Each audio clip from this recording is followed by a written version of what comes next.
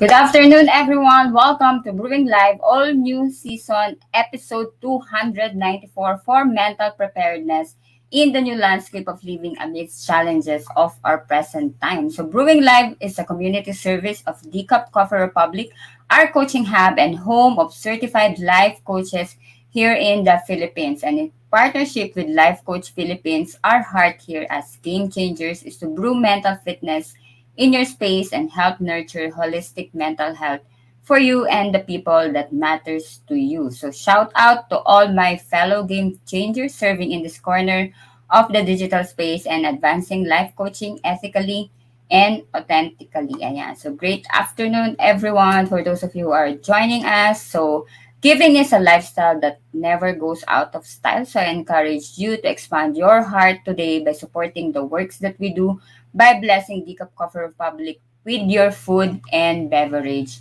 order. Ayan. So hello, Cousin Coach Orville. So thank you for joining. And so we have delicious vegan meals in the Cup Coffee Republic. And we have the fresh guayabano mango juice, no calorie sugar replacement syrup. So we have it in Citadel.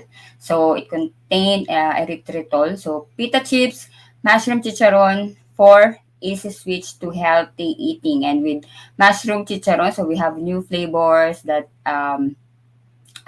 is best for you that you can choose your favorites, strawberry, chocolate, so everything that you want in mushroom chicharon. So we invite you also to join our hashtag Save One campaign against diabetes. So check out our organic insulin wine and tea and know more about these sugar regulator products to help fight the debilitating symptoms of diabetes. It's really effective to help to lower the blood sugar. So we are using it in our family. My father is taking it because my father has type 2 diabetes and it's helping him a lot. So check out our hashtag Save One campaign. Check out our organic insulin wine and tea in Teacup Coffee Republic. Ayan. So hello, Coach Mao. So thank you for joining. And for your favorite and classic comfort food, so we offer sausage platter, waffles, pies, cakes, fraps, and milkshake. So everything is delicious. So please check our FB page and for the menu of Santos meal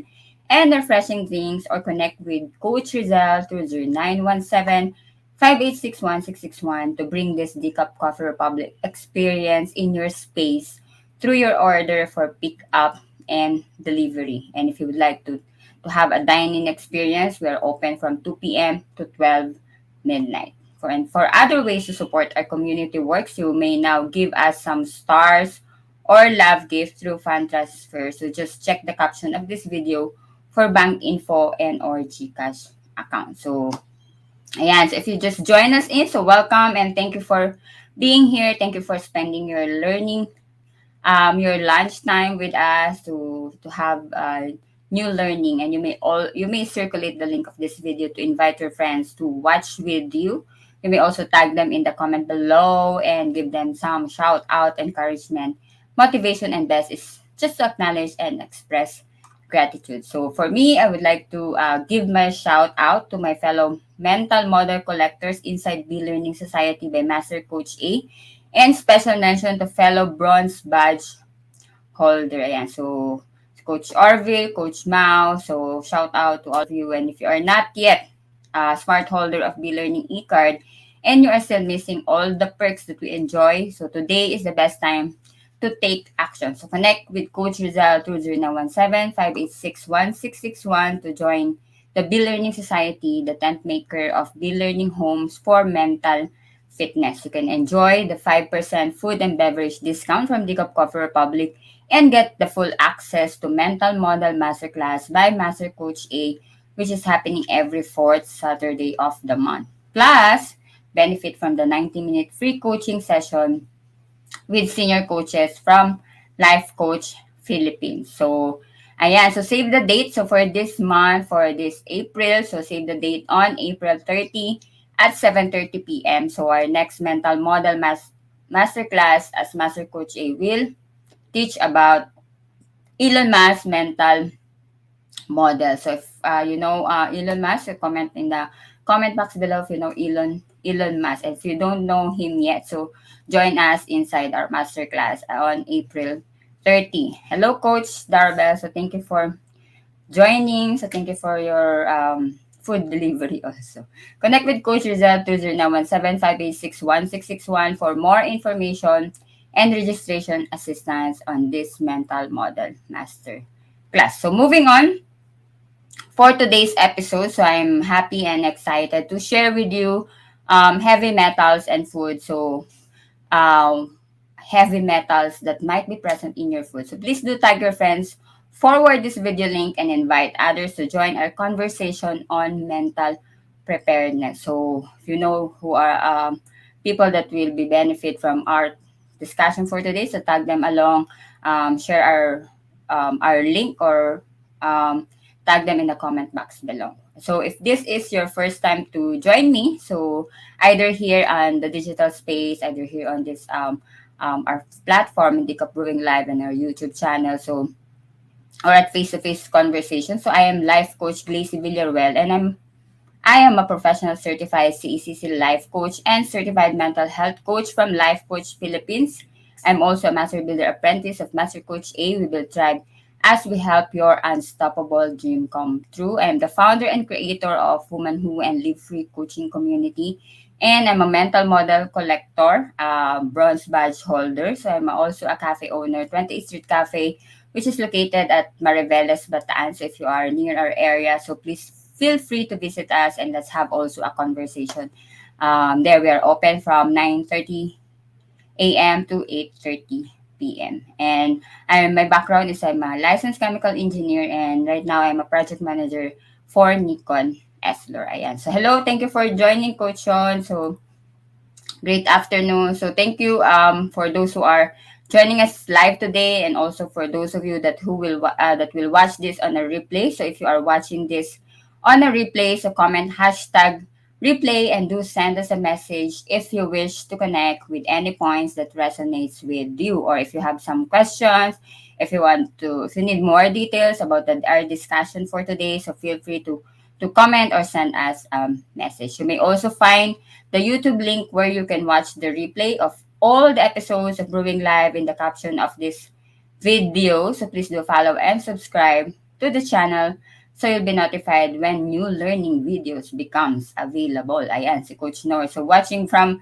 La Trinidad, Benguet. So namiss ko na yung lamig sa Benguet. So sending love to you, Coach Norris, there in La Trinidad. So thank you for joining.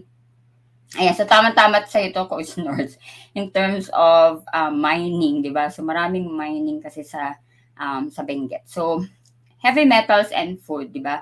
So when we say about heavy metals, maybe you heard about metals, di ba? And then there's some type of metals that is heavy. And then question is, what is that connection of heavy metals with the food that we eat? Our food that we take, little did we know that it might be polluted by heavy metals, which is highly toxic to our health and to the extent that it can alter our DNA, which can lead to carcinogenesis as well as neurotoxicity. Diba? So, ano ba yung watching si Coach Tin. Hello, Coach Tin, so watching from Mega Mall. Coach Tin, ano yan? Mega Mall ba yan dito sa show or Mega Mall sa Baguio? So, saang Mega Mall ka ngayon, Coach Tin? So, ano ba yung heavy metal? So, heavy metals are defined as those elements having an atomic number greater than 20. So, paano nyo malaman yung atomic number? So, if you have a periodic table with you, di ba may mga elements doon, yung mga symbol. And then sa upper right niya, yun yung atomic number niya. So, heavy metals are those elements that have atomic number greater than 20. So, kaya siya heavy. And then, the atomic density is above 5 gram per cubic centimeter and must exhibit the properties of metal. So, yun yung heavy metals. And then, so, ano yung kinalaman nito sa ating kinakain or paano siya nakaka-apekto. So, we will discuss it also for today. So, ano din yung sources? So, saan ba natin nakikita or what are the sources of heavy metals? So, several heavy metals are found naturally in earth crust. So, meron tayong, there are naturally occurring metals, and some are exploited for various industrial and economic purposes. So, nung nag-boom si industrial, so some that are naturally occurring, so we can also recreate it, or some is nagiging byproduct ng mga processes, industrial processes natin. And among these heavy metals, a few have direct or indirect impact on the human body, di ba? So, doon siya pumapasok na why we need to know and learn about these heavy metals. Because some of these heavy metals, such as copper, cobalt, iron, nickel, magnesium, molybdenum, chromium, selenium, manganese, and zinc have actually functional roles which are essential for various diverse physiological and biochemical activities in the body. So some of those, they are at a certain amount, they are helpful and beneficial to our body. Di ba meron tayong mga vitamins, anong brand yun? So, hindi natin babanggitin yung brand. Di ba complete from A to Z. So, maririnig niyo dyan yung mga selenium, zinc, di ba yung Z niya is yung zinc. So, at a certain dose, it is beneficial to our body. So, hello, Coach Marife. So, thank you for joining. So, however, some of these heavy metals, if in high doses, can be harmful to the body. While others, such as, so ito yung, you need to take note for this heavy metal, that even in minute quantities, even in very, very small quantities, have already deleterious effects in the body, which cause acute and chronic toxicity in our human body.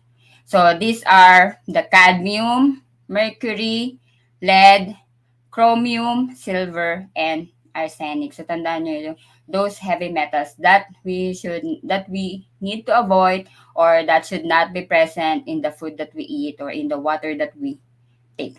Because metals can also accumulate in biological organisms, including plants and animals, which is the direct source of our food. So, paano siya napupunta sa body is through our food consumption.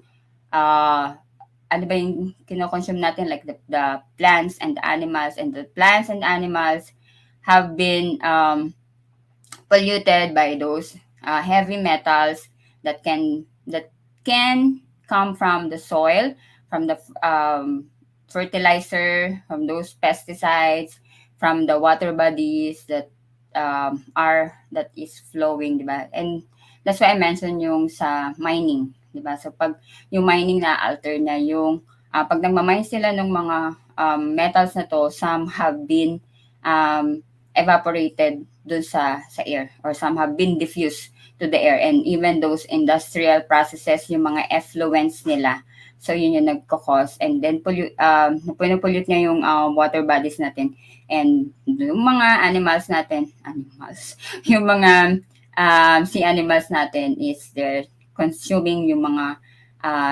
accidentally they're consuming those chemicals in the water. So hello, Coach Rezzhel, so thank you for joining. So metals, diba? And also when speak about industrial, this cadmium, mercury, lead, chromium, silver, and arsenic, which is very toxic even in minute account. So you will notice some of the industrial products, they have been they change it, or they change the raw material because of the presence of this harmful metals in the product. However, there are still some remaining products that they have difficulty to remove or to replace this metal, or some sadly is they don't declare. So that's what we don't want. And these heavy metals also that are distributed in the environment through several natural processes, such as volcanic eruptions, spring waters, erosions, and bacterial activity, and through anthropogenic activities, which include fossil fuel combustion. So ito na yung sa man-caused activities, fossil fuel combustion, industrial processes, and even the agricultural activities. And na-mention ko kanina yung mining, during mining activities. So, heavy metals are released from the ore and scattered in the open in the environment. So, some are left in the soil, transported by air and water to other areas. Kaya yung mga mining industry natin, so malayo talaga yan. So, nasa mga liblib yan. So, dun yan sa, we have, I think we have two in Benguet. And then we have in Palawan, so yung mga yung liblib sa Palawan. Ang sa Palawan yung nickel yung inaano nila. Minamine nila. And then furthermore, when these heavy metals are used in the industries for various industrial purposes, some of these elements are released into the air during combustion or into the soil or water bodies as effluents. Kaya mahigpit sila in terms of the effluent or yung mga combustion ng mga industries. So, meron tayong tinatawag na incomplete or complete combustion. So, dapat complete combustion siya para wala siyang mga natitirang residue or effluent dun sa air. And then, maraming technology na nilalagay in terms of filtering yung air na lumalabas dun sa industrial. And then also, some industrial products, yung nabanggit ko kanina, so some still have this heavy metals such as paints, cosmetics, pesticides, and herbicides that can be the source of heavy metals. And heavy metals may be transported through erosion, runoff, or acid rain to different locations on soils and water bodies. So, hindi ganun siya kalawak in terms of the sources and talagang kumakalat siya. And kasi itong heavy metals na to, accumulative siya. Hindi siya nadi-dissolve, nag-accumulate lang siya na nag-accumulate. So, these heavy metals do bioaccumulate in living organisms and human body through various processes causing adverse effects. And then, so ang question naman, next question is, how are human body being affected? O yan, sabi ni Coach Marafe, kaya may upper and lower limit sa doses. So especially, very important yung doses. So anything that you consume, you need to be careful how much you are taking. So, back to the question, how are human body being affected? So, nabanggit ko kanina, like through inhalation from air, yung mga consumption ng mga plants and animals that are also contaminated through water and soil contamination. And then when it goes to our human body naman, so paano siya kumakalat? So these heavy metals are transported and compartmentalized into body cells, and tissues binding to proteins and nucleic acid. So ang nangyayari, so pag nakapasok na siya sa atin sa human body, it destroy these macromolecules and disrupt yung cellular functions. As such, heavy metal toxicity can have several consequences in the human body. And then, so ano yung mga effects? So, pag nakapasok na siya sa body, it can affect the central nervous function, leading to mental disorder. So, that's why it's very critical to know this effect of the heavy metals and the sources and how to avoid. And it can also damage the blood constituents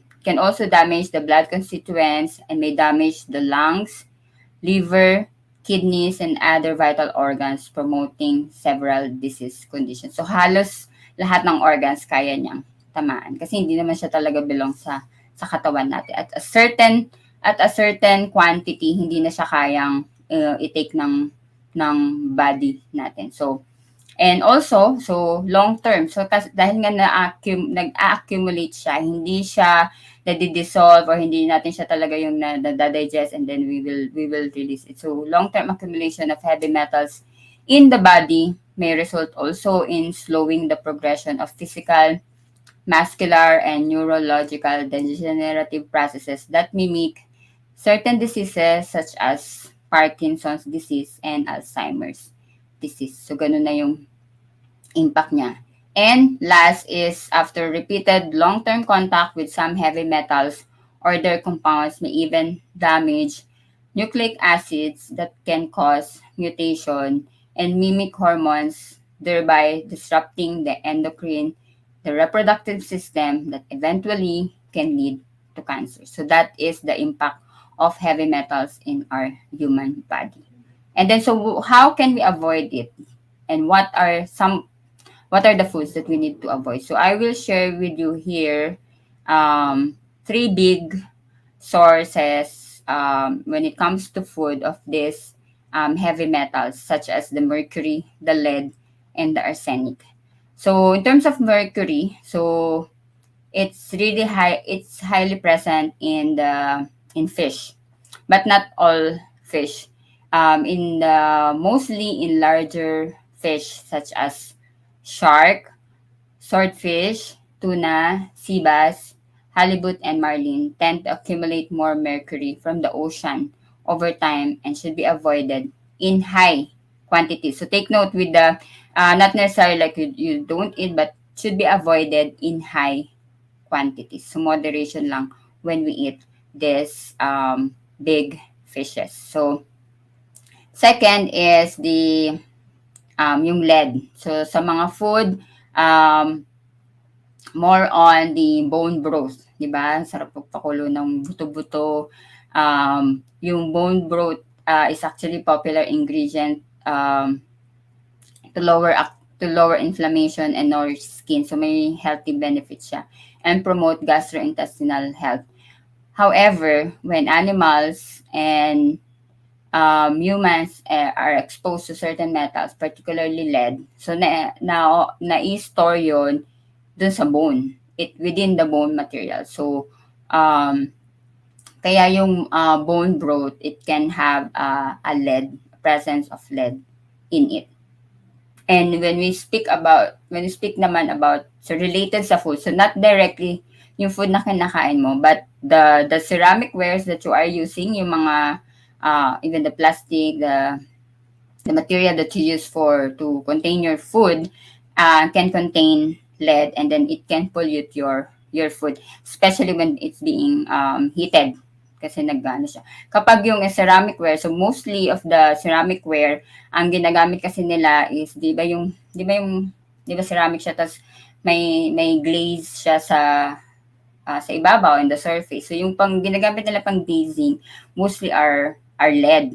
Some have avoided it, but um, for the new ceramic ware, so just be careful when if your ceramic ware is way old, so may mga lead pa yan. And then if hindi maganda yung pagka-process nila nung glazing do sa ceramic ware na yun, so it can be released when when it exposed to heat yung mga wares na yun. So be careful and always check dun sa mga binibili nyo din.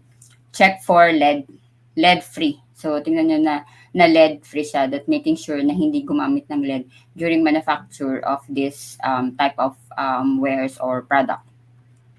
And then third is the arsenic. So arsenic in rice. So exposure to inorganic arsenic has been linked to heart disease, kidney disease, brain disease, and even diabetes. Unfortunately, so yung rice is really efficient at absorbing arsenic from pesticide-laden soil, from irrigation water, and even the cooking water. So while not so hindi naman lahat ng rice, kaya you need to know and be careful sa naggaling yung rice. So in terms of appearance, kapag yung rice is more on yung masyado siyang like polished, masyado siyang makinis, maganda, it's more on like it's that coated siya ng arsenic. So we need to be careful where we are getting the rice, and to make sure is the rice that you take, make sure that it is FDA approved kasi chine-check yun na FDA. So this toxic heavy metals that I mentioned, so chine-check yan ng FDA. So pag na FDA approved ka, meaning wala siyang mga ganong toxic heavy metal. So Yeah, so while not all metals are dangerous and some can harm human health, big four to look out is yung mercury, lead, arsenic, and cadmium. And na-mention natin na there are some fish that containing this mercury, but you can eat a varied diet. So what you need to do is like eat a varied diet that is not too high in fish or bone broth or rice. So we need to consume it in moderation. And for in terms of water, so of course we are to filter yung water and to buy organic food when you can. Kaya ngayon, 'di ba, marami na talagang organic food because little did we know with all the food that is available, hindi na natin alam kung highly contaminated siya nung itong mga heavy metals. Kasi with all the pollution in terms of soil, the water, and even the air that we have is might be polluted with this heavy metals. So other way to avoid this to avoid these heavy metals is yung avoid nyo yung processed food. And again, invest in organic food because it's really for you. You may not feel it right now. You may not have the impact right now. You may not see the impact right now, pero later on, so yung mga nabanggit ko kanina na impact to our health, it can manifest. So more on like invest in organic foods. Invest in your lifestyle. So be in a healthy lifestyle. So also yung eat in moderation of a certain food. So not everyday tuna, 'di ba? Not everyday marlin, not everyday like and then not to eat all those big consumption of rice. So eat in moderation. And fourth is always know the origin of the food that you eat. So paano siya pinrases, ano yung mga ingredients na nandoon, ano yung mga raw materials na ginamit, and check those that are FDA approved. So you will feel safe when it's FDA approved. So because FDA, again, they are checking this toxic heavy metals in food. So ayan, so that's my sharing for today. So what are the food that you are know the food that you eat, not only in how many calories it has, but also the ingredients of the food that you are eating. So, ayan. So, if you have question, if you need more support in having this, changing your routine in terms of this type of food that you are eating, especially from and how you are to switch from inorganic or to organic. So you can connect with me at 0998-977-1223 air or you can message me at my FB page Life Coach Glacy or my Instagram coach_Glacy and let's have a conversation with your healthy habits and your therapeutic lifestyle change. So we and if you would like to have more of this conversation, we have all this in here at GCash Brewing Live every 12 noon. And those channel that I mentioned that you can watch are previous episodes that can help you into your therapeutic lifestyle change. And I'm also inviting you to watch my show Postcards at TikTok broadcast channel, FB page. This is at 8 p.m. every Monday. So I had done my episode 2 last Monday. So you can watch that replay as well on our TikTok broadcast channel FB page. And I will see you on April 25 for my episode 3. So let's talk about travel, love, and life and adventure. So thank you so much for joining me today and supporting the advancement of mental fitness. So if you are interested to become a professional service provider, either as a life coach or mental health coach like us, so connect with Coach Rezzhel to 0917-586-1661 to know more about the Coactively Co-Create Life Coach Certification Program by Master Coach A. So we are now accepting application for mental health certification and internship program with limited slots. So make sure that you make the reservation with Coach Rezzhel. So join us back tomorrow again, same time and same digital space for episode 295. So if Can't Sleep Well, Must Known Bedtime Habits by Life Coach Rezzhel. So if you have difficulty in terms of sleeping, so join us back in same time, same digital space for Life Coach Rezzhel. So Decaf Coffee Republic is located inside Pioneer Center Compound, or widely known as PC. We are just across Bayanihan Center in Pioneer Road, corner Brixton, and United Streets in Capitolio, Pasig City. So this is Life Coach Glacy, mentally fit to serve in behalf of Life Coach Philippines. This is us in the Philippines. Love, boom. See you tomorrow and have a blessed day. Bye. As a business owner, are you overwhelmed by the need to post beautiful, engaging content every single day? Are you left wondering what to write? Tired of scrolling through stock photos that all start to look the same? Confused by complicated graphic design programs? Rise Up Creatives is here to help. Each month, we give you everything you need to create 31 days of social media content in just 5 minutes a day. Customizable captions, curated lifestyle photos, a drag-and-drop graphic design tool, and the ability to post directly to your social media accounts. No one else empowers you with these 4 resources all in one place. Each month, we help you plan your social media calendar by providing you with 31 image themes and customizable captions so you can quickly and easily create engaging content and grow your following. Simply select the image that works best for your feed or story. Then, copy the caption and customize it to fit your audience. 5 minutes a day. It's that quick. Plus, you'll absolutely love our drag-and-drop graphic design tool. Start from scratch or choose one of our beautiful templates to fit your unique brand. When you're ready to export your design, you can download, email, or post directly to your social media accounts. Here's the truth. Our world needs what you have to offer. Don't let technology or procrastination hold you back. Rise Up Creatives is more than an online resource. We're a community helping you overcome your biggest barriers to reach your greatest goals. We're here to help you rise up and be creative.